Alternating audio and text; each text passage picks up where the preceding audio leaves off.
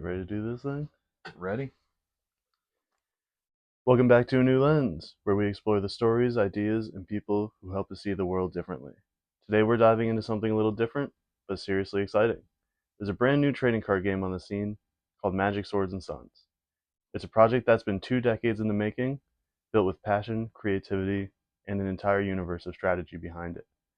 And joining me is someone who's been part of bringing that vision to life, Brendan. Brendan isn't just a fan of the game. He's a close friend of the designer and has been helping launch the first wave of products, from sealed boxes to structured decks. He's gotten a behind the scenes look at what it takes to bring a fully developed card game into the world. And today, we're going to unpack all of that. We'll talk about what makes this game unique, the story behind its creation, the structured decks he brought with him, and the journey of supporting a project that's been evolving quietly since 2002. So whether you're into game design, world building, competition, or you're just curious about how something goes from idea to prototype to real product, this is a conversation you're going to want to hear. Brendan, welcome to A New Lens. Thank you for having me. Let's just get right into it. How did you get involved with Magic Swords and Sons? So I met the creator through a college friend when I was working, and we kind of just got together. I met him. We learned that we had a lot of similar interests in anime and card games and things like that. And it started, we were playing Yu-Gi-Oh! One day, and I happened to notice on his card shelf these cardboard boxes that I didn't recognize. And I asked him about them. I was like, oh, like, what pack is this? What game is this? And he was like, oh, it's a game that I created. And from then on, I was very interested because I love myself some trading card games. So I wanted to know more. Wow. And what was your first impression of Magic Swords and Sons when you saw it? I was very impressed in the quality. I have known some people to dabble in making their own indie card games before, and usually those haven't really left index card production. Mm. So seeing a fully fleshed out card and not knowing that it was on the market really interested me, and I was very impressed in just the design quality and all the different thoughts and things that went into it. Wow. Yeah. So you did mention a little bit. I think you said you met the designer in college. How long have you actually known him, and in what context? I've known him as a friend since 2012, um, and that's when we were first introduced to each other through the college friend. And honestly, we've spent more time together than that previous college friend, so we've gotten to know each other really well. Oh yeah. I mean, some of the best friendships work out that way. Uh, so what stands out to you personally about this game compared to other TCGs?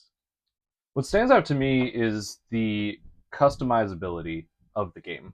There are so many different types of cards and strategies out there that it really makes the game unique to the player. A lot of mainstream card games find their meta, the cards and the sets that the company is pushing. But with Swords and Sons, you're able to take the card pool and really make it your own. There's so many different ways that you can create your deck, structure your play style, and just have a lot of fun. Mm. Yeah, and I definitely felt that way too, doing a little playtesting. So, what was the moment that you realized that this game was going to be something special? The moment that we played with one of his playtest decks that we call the Speedboat deck, it is known for playing fast, playing aggressive, kind of my play style in trading card games. And I just, without even looking over the deck, picked it up one day. We were playing, and then I drew a hand and realized that there was just this amazing combo that looked so much fun to play out. And I was hooked from there. Like, I knew there was something special about this game because I was able to pick up a brand new deck knowing nothing about it and then create a combo that was just game winning. Oh yeah, I love that feeling. So, how would you explain the game to someone who's never played a trading card game before? The way I would explain it is most people have played War with a standard deck of cards. It is very similar to that. The game is very simple. It is a matter of numbers, a number 1 through 9. It can extend higher than 9. However, as long as you understand that a higher number beats a lower number in combat, that's all you really need to know before you get into, using trap cards and magic cards and things like that. Mm, okay, so do you have a favorite card, mechanic, or strategy, and why? My favorite mechanic is retrieval. I've always liked being able to retrieve cards from graveyard, exile, discard, whatever you want to call it, and being able to replay them. So a lot of the Magic cards that I like to play involve taking things back from my discard pile, being able to reuse them, cycle them into my deck again, back into my hand, whatever it may be. But that's my favorite mechanic. Mm. And what is something people should know about the designer that makes this game unique? I think people should know that he is a great strategist. He enjoys the slower play of a game, and he enjoys being able to tell a story and just enjoy each single part of the game as it plays out. He's not looking to play fast. He's not looking to, you know, go crazy on the first turn. He just wants to enjoy that time that you have with your other player. Wow, that is very cool. A lot of a lot more designers and game developers could take a lesson from that and actually go out and join their community. What kind of passion or attention has he brought to the to this game? So he is very passionate. From the start, when he decided that he didn't want to try to keep up with the big name card games back in high school, and it started as just a small little project of I want to make a game that takes all the things that I like of each kind of game and push them together. And it developed from just simply playing around with those styles to then making that game into an actual project and then finally producing it in 2018. Mm. Now there must have been a lot of challenges along the way. What have you seen him overcome during this process? I have seen him overcome the challenge of uh, balancing. Balancing is always going to be one of your hardest things in a card game. Um, with the way that the game is made, you have certain magic cards of different strength levels, and you can only play a certain amount of them in your deck due to the rules. And it is hard to come up with a new concept for a card design and then decide, all right, how powerful is this? And does it belong in the bronze, the silver, or the gold tier? Mm. And sometimes, the design of the card you feel like it deserves to be in one of those areas, but the power of that card is either higher or lower than where you feel like it should be. So you have to kind of compromise and decide where it really needs to go. Oh yeah, and I know there's we spoke about like the designer cards with like the pink, right? Yes, Yeah, like these just playtest cards that are just way too broken to ever actually be printed. correct. Yes, yeah, Yeah, which yeah. is really cool. What were some of those effects of the pink cards? So one of the effects was that you had to roll a 6 on a six-sided die before you could play any card. That slowed down the game astronomically. Uh, So if you played that card, you basically were just stalling your opponent out because they were down to dumb luck. Wow. Yeah, that's just a less than 20% chance to play every card. That's rough. Yes. So what has impressed you the most about seeing this game develop? I've been very impressed with how easily it is to pick up and kind of make it your own. Like I said, there's a lot of different play styles that you can make, from being trap heavy to magic heavy to just overall power card heavy, um, and a mixture of all of those. And I've just been impressed with how easy it is to slot in all those different types of cards, and Mm, take even the simplest combo and make it into kind of the backbone of your deck. wow. Yeah. So what part of the launcher promotion are you involved with? I am self-proclaimed marketing and PR. Um, I have given him the push to kind of get the game out there a little bit more. We recently did a vendors table at Kineticon up in Hartford this past summer, and that was the first kind of big public display of the game that there has been since he's launched it kind of quietly on the website and the YouTube channel. Yeah, and I guess that is really important to mention just how grassroots this card game is. Like this really is something that was like just basically right in a basement, in a garage, like really what you would expect out of I don't know, just like a movie basically, just some Yeah, guy who like is really just pushing a passion out there. exactly. Yeah. Yeah. So what does supporting the rollout of a new card game actually look like from day to day? From day to day, I'm always thinking about how can we get that game out there more to the people. Uh, how can we show ourselves, get people interested, show people that this is a local game that you can pick up for yourselves.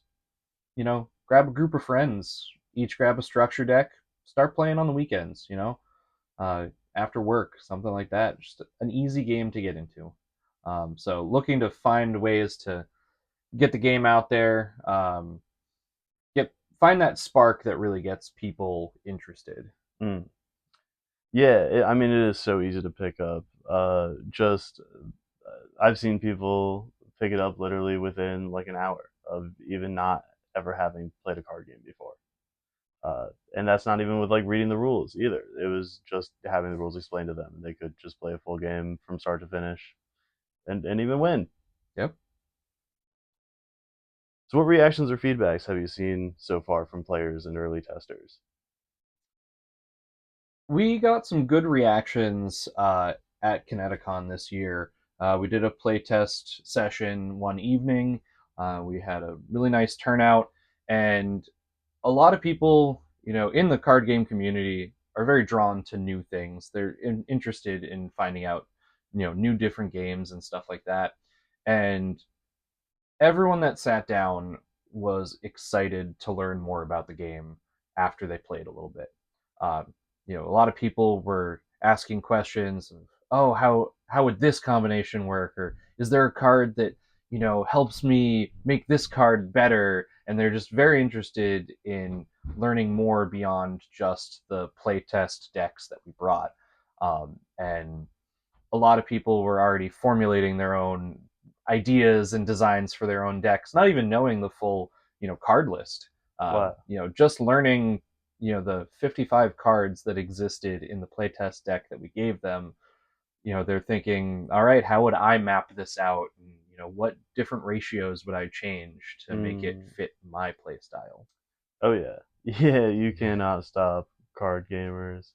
Immediately, they're just gonna get to the lab and start brewing. What's been the coolest moment of the launch so far? Coolest moment of the launch was definitely our uh, our table, uh, being able to actually be out there vending to the public, showing them the product that we have, being proud of the product, um, and just seeing all the different types of people that are interested. One thing that came to mind was uh, during the day we had so many different con goers come up, check our table out, but we actually had an older lady come up to us very interested, and she told us that she plays games with her grandson all the time. ranging from board games to she's played Magic the Gathering and Pokemon with him. And she was super ecstatic to pick up some of our product, bring it home, and be able to play a new game with him. Oh man. Yeah. Wow, that is incredible. I don't know how many older people actually play like any card games for that Yeah. matter. Yeah. Yeah, mostly just like online slots and Right? yeah, Moncala or something. What's the biggest misconception people have about launching a new game? I think the biggest misconception is understanding how much it actually takes to really get a grasp on your product. Um, a lot of people see all the big names, all the big, conglomerate companies just pumping out product, and everyone's just buying it up. And there's Oh so yeah. many, you don't even think about how many ads or commercials or anything that people are just exposed to all the time to get that popularity. Um, you really need to push a indie game pretty hard to get it to the audience that you want. Mm. Yeah, and I mean the opposite too. Whereas at this point, it's just so much that like, how is everybody not just tired of it? Yeah. Yeah. So, who do you think will love Magic Swords and Sons the most? I think it's going to be the kitchen table community. You got your people that like to get together with their friends, sit down at a kitchen table, and play a game. Uh, I think Swords and Sons is the type of game that you can pick up easily, just grab a bunch of different decks, and have a lot of fun together. Oh yeah, and I would love to see and like play, like a commander style game with those decks even. Like I just have a feeling there's gonna be something there with like absolute chaos. Yeah, All right, so how accessible is this game to new players? very accessible. Uh, like I mentioned earlier, uh, it's a very simple scoring system. You don't have to worry about life points. You don't need to worry about any kind of energy system. It's all a matter of defending your deck, and first person to run out of their deck is the loser. Hmm. So pretty much at the basis, it's if your opponent has a power card that is stronger than yours, you're going to lose, and you just deal the extra damage to your deck. You mill that to your discard pile, and then when you run out of cards, that's the game. Yeah, and I think we'll probably get a little more into the mechanics later, Yep. but that is going to be an important note for you seasoned TCG players out there of how life works and how damage works. Um, so, have you seen any surprising groups or people get really into the game? Like I mentioned, that older woman who was really interested to play with her grandson, but also it's a lot of people that have never actually played a TCG before in their life.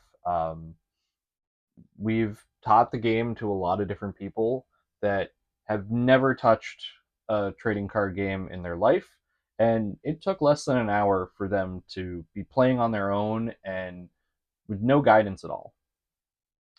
Yeah, I was also shocked seeing that. That was like, if you tried to pick up Yu-Gi-Oh right now as Oh a new yeah. player, impossible. Like it's such a high ceiling just to even start playing the game. So what would you say to someone who's hesitant to try Magic Swords and Sons? I would say just jump right in. Don't be hesitant at all. Uh, Play it as simply as you can to start. Don't worry about trying to make card combos, figure out all the really intricate ways that you can use the magic cards. I'll probably discuss later how versatile some of the magic cards are to change your play style. But at the basis, just go power card to power card and just do some combat phases and just get a handle of the game, and then slowly you'll realize how fun it is to incorporate all those other cards and just surprise your opponent. Oh yeah. So where do you personally hope to see this game in a year? In a year, I'm hoping to see Magic Swords and Sons in card shops. Maybe not a dedicated, evening like, Friday Night Magic being played, but definitely something where after a organized play session, you have your Swords and Sons deck in your bag, you pull it out, play a couple games afterwards. Just see some people hanging around card shops playing the game for fun. Getting new players into it. I don't have high hopes in a year, maybe 5 years. Mm. Definitely see some organized play, some competitions. But in a year, it would be real nice to just see some people pulling out their decks and just having a good time. Yeah, it would definitely be nice to see that locally for sure. I think it'll happen. I think the more exposure this games gets, people are just not going to be able to help themselves. So what potential expansions or directions for this game excite you the most? I'm really excited for two new card sets that are coming out soon. Can't say when quite yet, but there are two new sets that are about to be dropped, and I'm very excited to see how those new sets change my personal deck and all the different combinations that you can make. Oh yeah, I can't wait either. Uh, so what's something players don't know is coming that they should also be excited about? I guess besides that, is there anything else? No, I would say the two new sets are what everyone should be excited about. Um, you can definitely expect some more gameplay and card tech videos up on the official YouTube for Swords and Sons. So if you're interested in learning about how to play the game, learn about some of the cards, see the game in action, definitely take a look at that website as well to see. Yeah, and I think you have a TikTok as well now, I right? do, yes. Yep. Do you want to just plug those right now? Sure. So the TikTok is just my TikTok right now. It is Grumpy Lumpfish, and the official Swords and Sons YouTube is just Swords and Sons at YouTube, and you can also find some more gameplay and pack opening at Chops Rudy YGO on YouTube. Okay, and what would be the website link? The website link is just www.swordsandsons.com, and that will get you to a card list. You can access the shop, and there's also the rule book to read over on there as well. Perfect. Check it out. Check it all out. It, everything every channel is great. I've been watching them all. Can you walk us through exactly what you brought today, and Sure. what's included, and what makes this a good product for new and returning players? Yeah, definitely. So I brought one of the four starter decks that are available right now. This is the Astrapi Guardian starter deck. Um, each starter deck it comes from one of the two sets that are available right now, the Swords of Valor set or the Sons of Chaos set. And with the lore of the game, basically, you are looking to defend your own kingdom from the attacking army. So each structure deck represents a different army that uh, follows one of the two warring kings of the land. So the Astrapi Guardians, the one that I brought, focuses on manipulating your opponent through having more Astrapi forces on your field and kind of utilizing your large numbers to kind of mess with them. One of the major cards in the set for the structure deck is called Speed of the Astrapi, and basically it allows you to discard a number of cards from your opponent's hand equal to the number of Astrapi cards that you have on your side of the field. So with enough, you're able to start your opponent off handless. It, Whoa. Oh yeah, that is a terrifying combo. Um, all right. So, from your perspective, what is the first thing people notice when they open up a structure deck? the first thing that you'll notice when you open up a structure deck is each structure deck comes with a card that outlines everything that is included in the structure deck. And it is all organized by the various card types and their numbers. Um, so, to get into the game mechanics a little bit, there are 5 different color uh, variations that you have of your power cards. Um, for deck building, you must include at least 2 cards of each color type in your deck. Um, they range from green, red, orange, black, aqua, and blue, and that is the strength level that they start out as. So greens are usually your ones and twos. Reds still are 1 and 2, but a little stronger, usually ranging more on the 2 side. Your orange are getting into 3 and 4. Black 4 and 5. 6 and 7 for aqua, and then 8 and sometimes 9 for your darker blue power cards. Mm, And then it will also tell you any trap cards, any magic cards, all organized by 3 levels of magic card strength, which is bronze, silver, and gold. And yeah. yeah. Which I guess we should say it's like bronze. You can have what is it, 3 cards, silver is 2, and then gold is 1 copy of each. Yes, exactly. Okay. And the other stipulation with gold cards, because they are so powerful, is you are only allowed to have 10 gold cards total in your deck.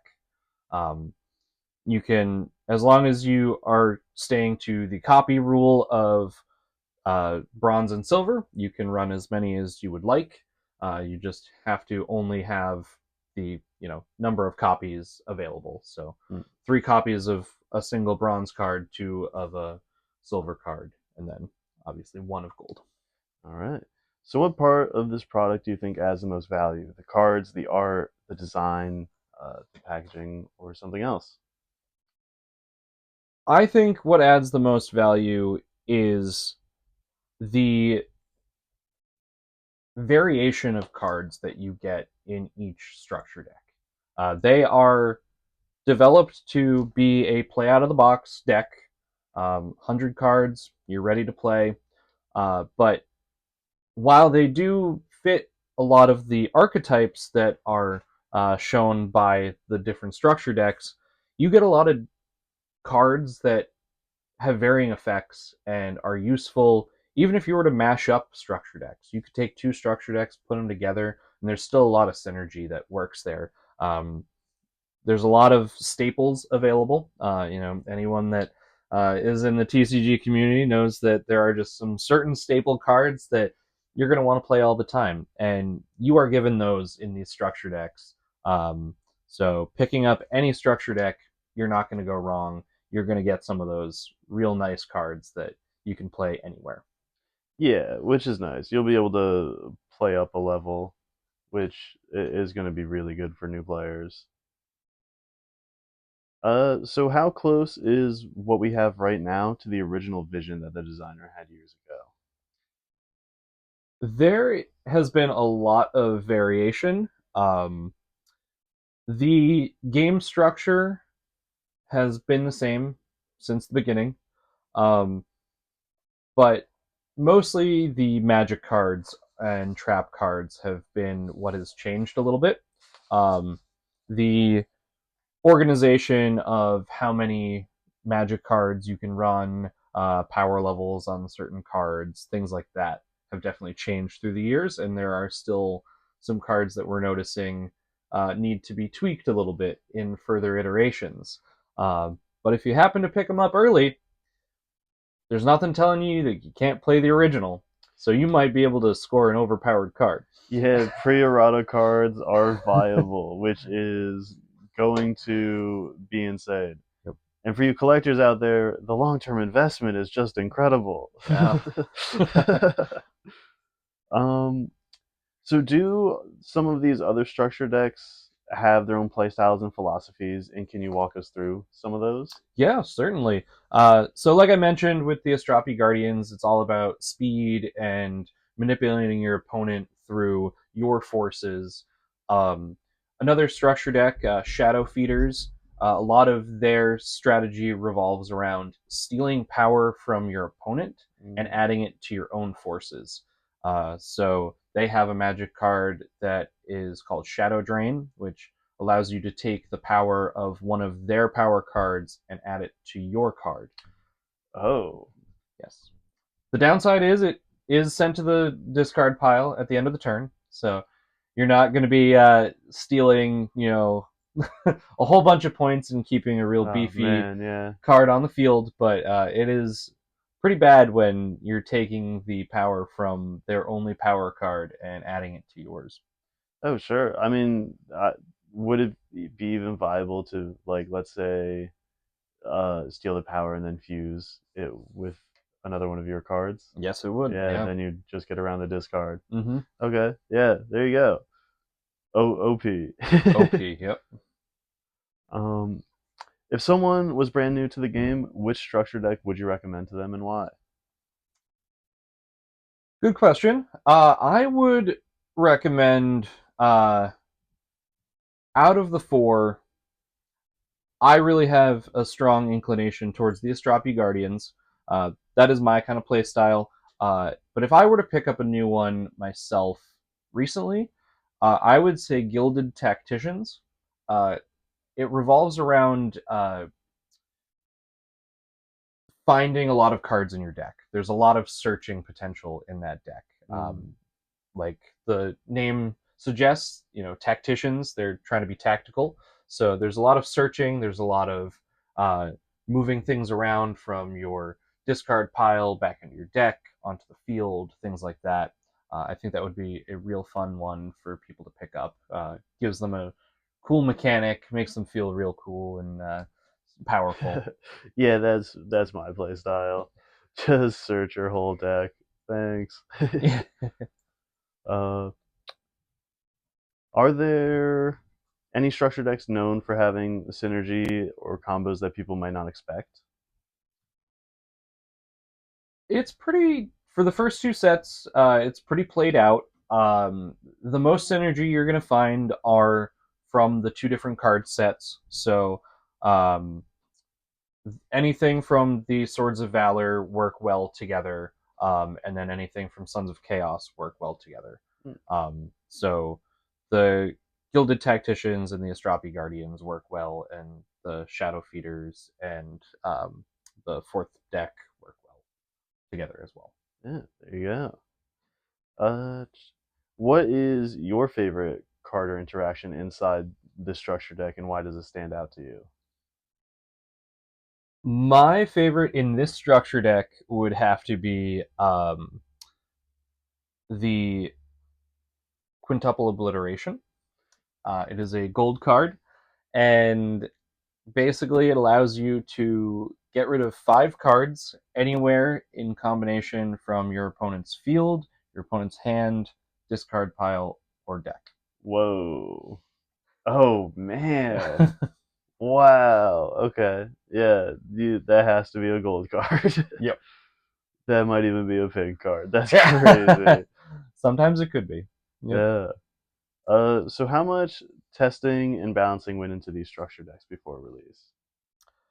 Years of balancing went into. I wasn't part of any of the balancing for the structure decks. They were all present before I really got involved, but it definitely took years before all of the four were ready to be put out Mm. on the market and balanced correctly.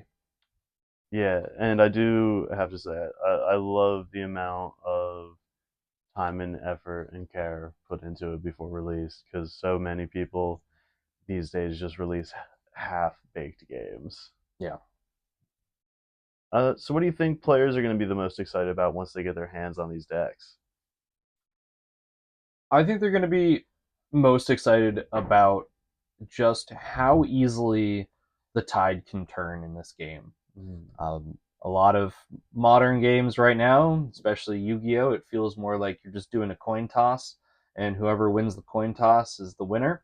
Uh, I have had many games where you're pulling ahead in the beginning, and then all it takes is one card, one bad draw, something like that, and now your opponent just blows you out of the water.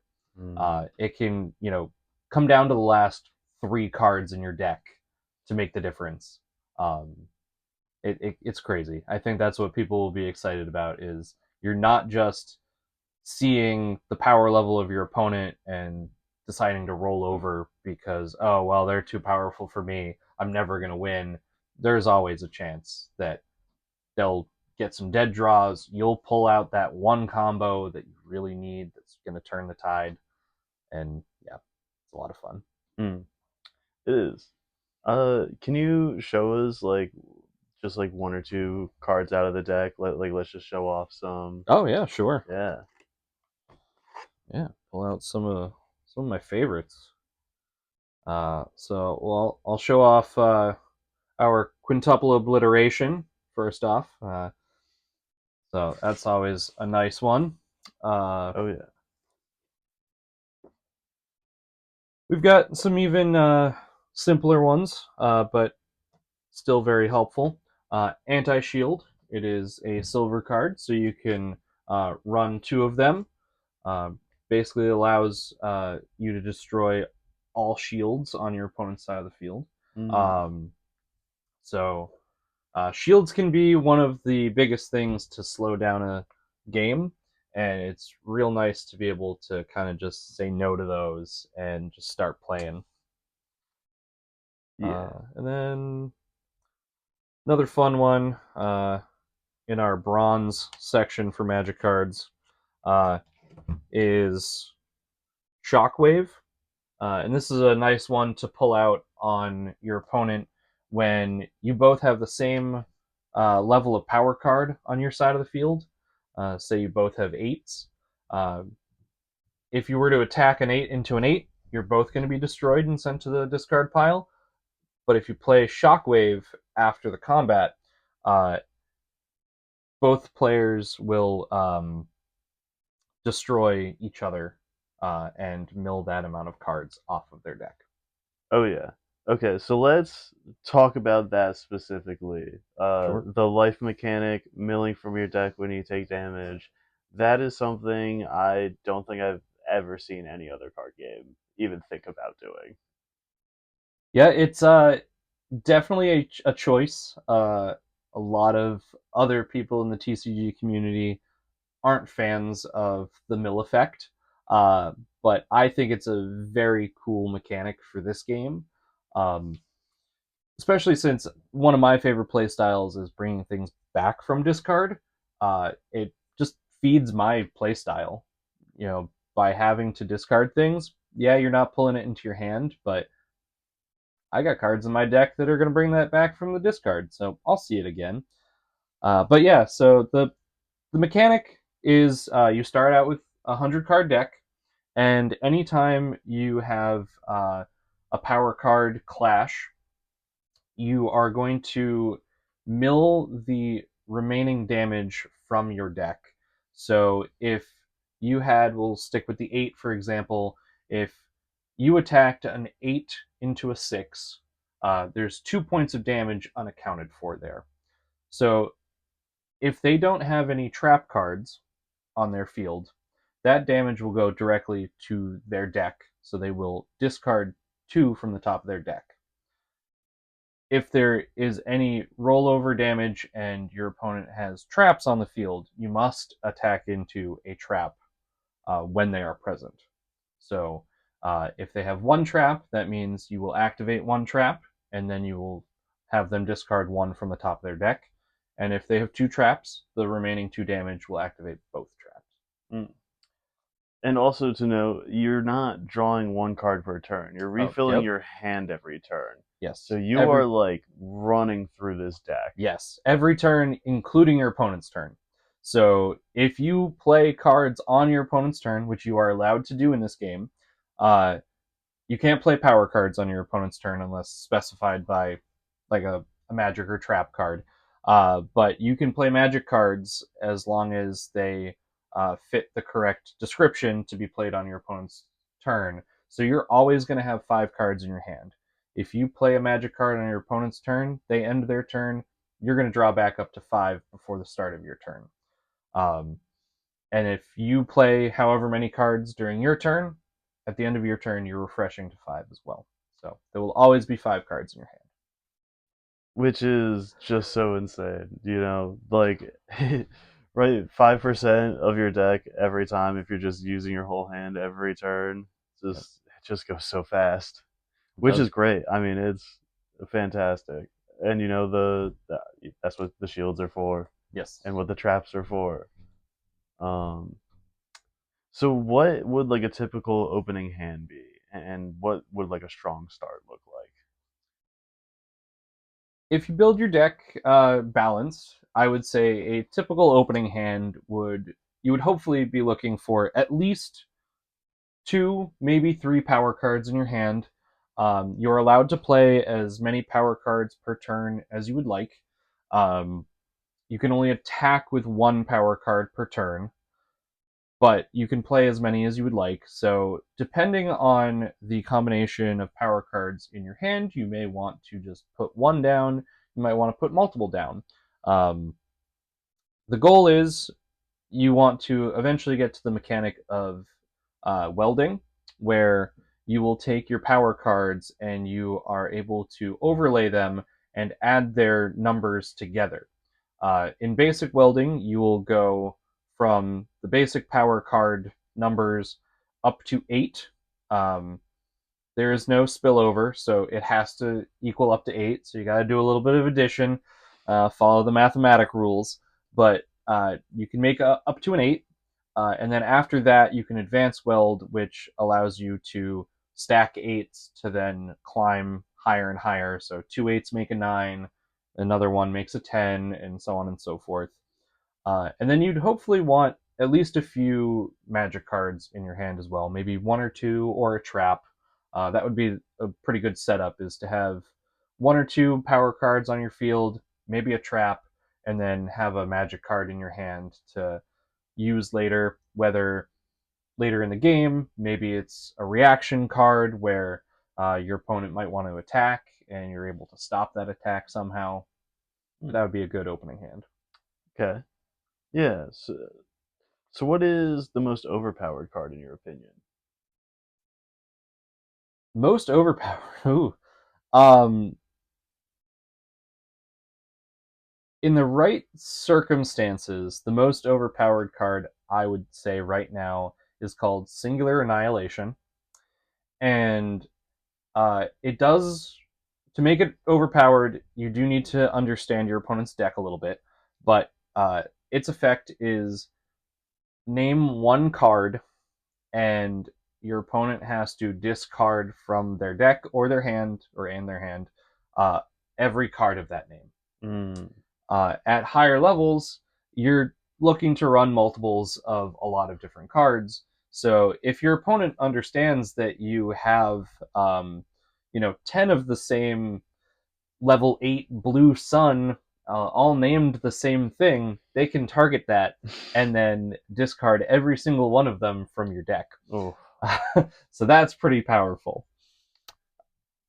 yeah. I think for me, at least my favorite, what I would consider could be overpowered in the right circumstance, is Nuptial Wings.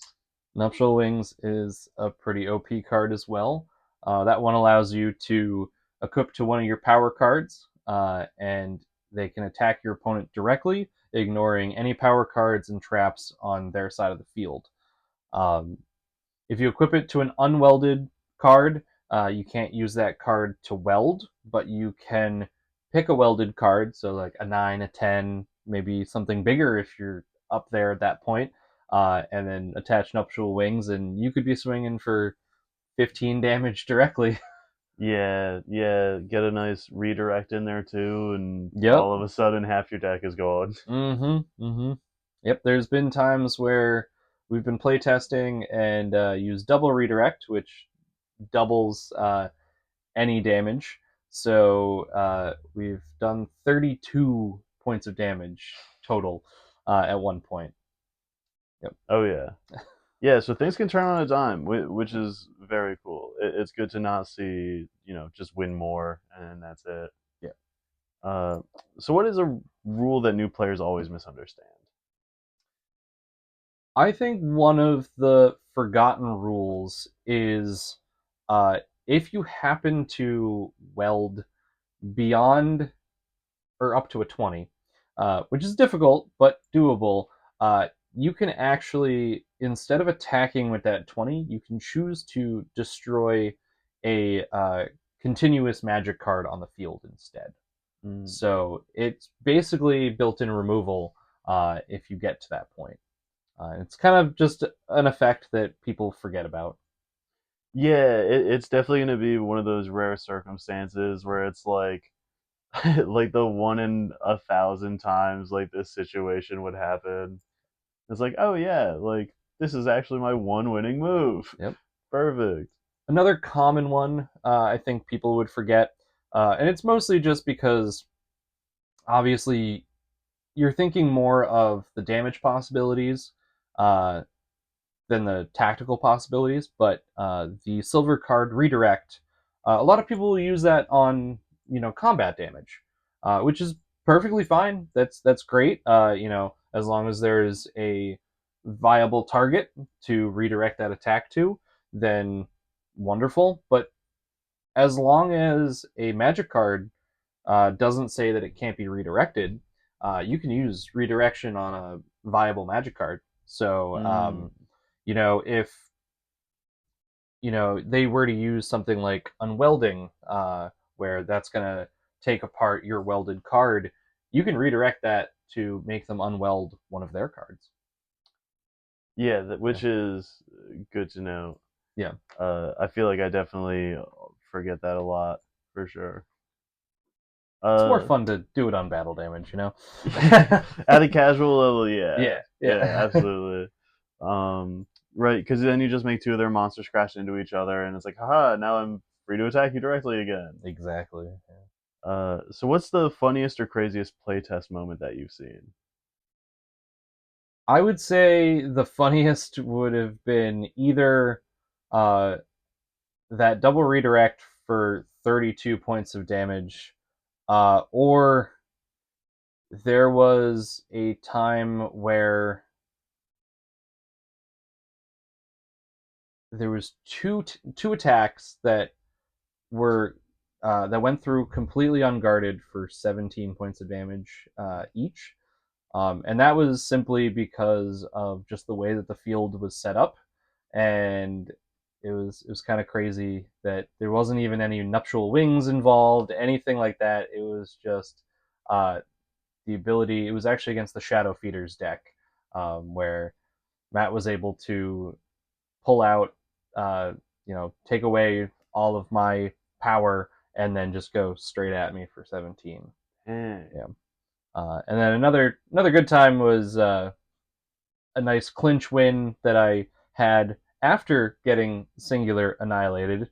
Um, I was able to actually bring all of those blue cards back to my deck, Oh, and it was late game. I was down to maybe 5 cards total, so then my entire deck basically just became blue cards at that point. yeah, just a So bunch of so every beaters. every time Yeah, I drew, I was just pulling out the beaters. Yeah. cool. So. Hey, late game, sometimes that's what you need. Everyone's resources are fully exhausted, and it's just like, now I'm just gonna hit you with my fists. Yup. If you could leak one tiny thing without getting trouble, what would it be? Hmm. I would say look out for some cards that are going to